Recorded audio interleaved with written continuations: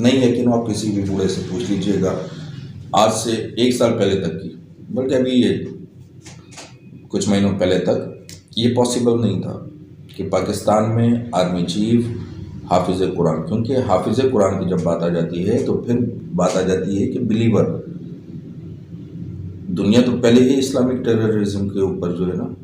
ایک فسانہ کھڑا کی ہوئی ہے، وہ کیسے الاؤ کر دیں گے کہ ایک نیوکلیئر اسٹیٹ کے اندر ایک آرمی چیف جو ہے وہ ریلیجیس بندہ ہو جائے، اور وہ بھی اسلام جیسے۔ تو کچھ چیزیں وہ ہوتی ہیں جو ہم سوچتے ہیں، ہم پلان کرتے ہیں، اور جو اصل چیز ہوتی ہے وہ قدرت پلان کر رہی ہوتی ہے۔ نہ آنے والے کو پتہ کہ میں آؤں گا، نہ جانے والے کو پتہ کہ میں جا رہا ہوں اس لیے کہ مجھے لایا جائے گا، فیصلے اوپر سے ہو جائیں گے۔ آج کے لیے اتنا، ڈاکٹر فیصل امام۔